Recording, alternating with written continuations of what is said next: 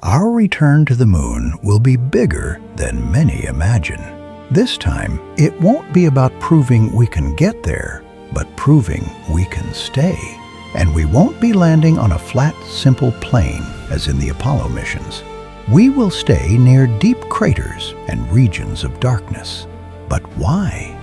In this video, you will discover what is hidden in the most hostile corner of the moon, what the United States is planning, and the staggering ambition of the most important missions set to happen from 2026 to 2032 and beyond. In April 2026, the Artemis II mission took astronauts on a lunar flyby. Now, by the end of 2026, the plan is to actually land, though not with humans just yet. Robotic missions will deliver cargo, map the surface, and test technologies, paving the way for the first crewed landing scheduled for early 2028 at the lunar South Pole. But why the South Pole? The first answer is ancient ice. There are craters where the sun may never have risen. Billions of years of total darkness have created pockets so cold that if water or other compounds exist there, they may be perfectly preserved, like an ice museum. That water could be used for scientific study, human consumption, and potentially as raw material for producing propellant. The region is also close to the South Pole Aitken Basin, one of the largest and oldest impact basins in the solar system. Samples from this region are scientific gold because they could help date ancient impacts, reveal more about the moon's evolution, and reconstruct part of the history of Earth and the solar system. Another reason is that near the poles, there are ridges and crater rims that receive sunlight for much longer periods, allowing for greater solar power generation. NASA itself describes these locations as oases of light, but the risks are enormous. Rough terrain, deep craters, permanent shadows, extreme cold, difficult navigation, and far more complex communications and power systems. The most interesting landing of 2026 will carry FLIP, a rover about 2 meters tall. It takes up an area similar to that of a compact ATV, but with huge wheels almost 1 meter in diameter. It will carry cargo and navigate with semi-autonomous steering, reaching speeds of up to 20 kilometers per hour. But in 2027, everything starts to become more intense. Lunar orbit receives Lunar Pathfinder, a satellite designed to support communications with Earth.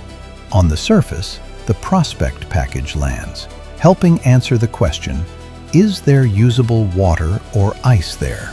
It will capture images, drill into the surface, extract samples, and search for volatile compounds.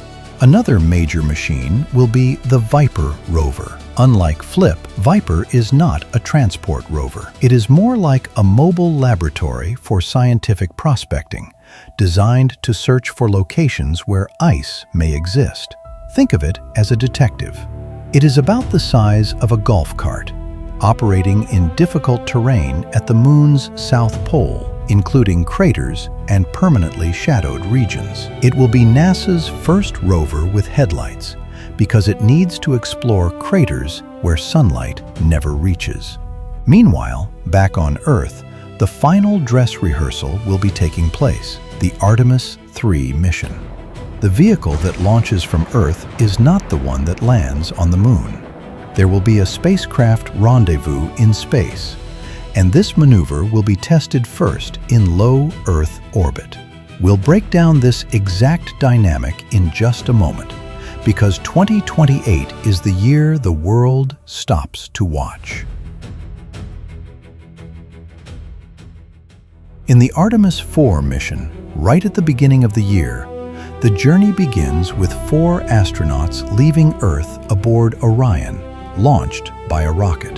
This relatively small spacecraft is what continues on the path to the moon, where it will meet the Human Landing System, or HLS, a spacecraft unlike anything from the Apollo era. This is not a small, fragile module like the ones from 1969. It is a structure the size of a building, already waiting in lunar orbit for Orion to arrive.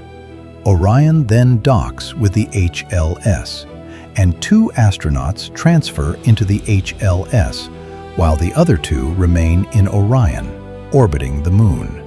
The tension rises as the HLS descends toward the lunar surface. If everything goes right, we will witness the moment everyone has been waiting for.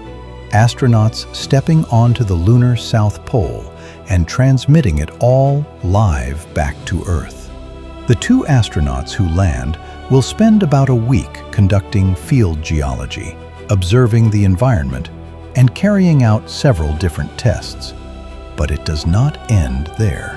After returning to Earth, another human landing is expected to take place later in 2028, at a pace that recalls the space race of the 1960s. And humans will not only walk on the Moon, they will drive. In 2028, the LTVs, Lunar Terrain Vehicles, are expected to arrive. These LTVs may have different designs depending on NASA's final selection. 2 astronauts will be able to travel to craters, slopes, illuminated ridges, regions where ice is likely to exist, and sites of geological interest. The LTVs can also be operated remotely when there is no crew on the Moon. Over its minimum operational lifespan, an LTV will be able to cover almost 1,000 kilometers across the lunar surface. The South Pole region is valuable, but it is an engineering nightmare. Long shadows interfere with navigation and solar power. There are deep craters, mountains, steep slopes, and extreme temperatures ranging from -203 degrees Celsius in the shadows to around 54 degrees Celsius in sunlit areas. And as if that were not difficult enough, there is another silent enemy in this entire mission: dust. Lunar dust, the regolith, is very different from sand on Earth. From a distance, it may look similar, but because there is no wind or water to round off the grains, the particles are sharp like broken glass. They stick to everything, clog joints, and damage equipment. It is one of the greatest challenges for any long-duration mission on the Moon. Reinforcements continue arriving in 2028 with 4 lunar drones. The name lunar drone can be misleading. Their physics is different from Ingenuity, the helicopter that flew on Mars. These vehicles will use propulsion because the Moon does not have enough air for aerodynamic flight.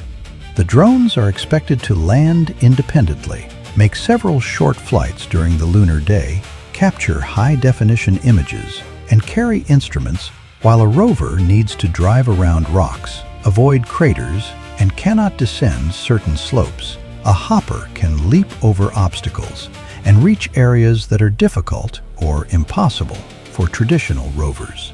This is especially useful at the South Pole. After this enormous leap forward, the missions continue from 2029 to 2032 in a phase of expansion. More solar power, demonstrations of surface fission reactors, more advanced rovers, drones, communications systems, habitable elements, and greater cargo capacity.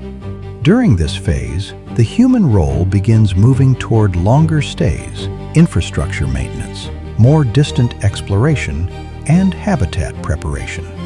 One example cited by NASA is Japan's pressurized rover, designed to allow 2 astronauts to work without spacesuits for up to 30 days, functioning as both a mobile habitat and a laboratory.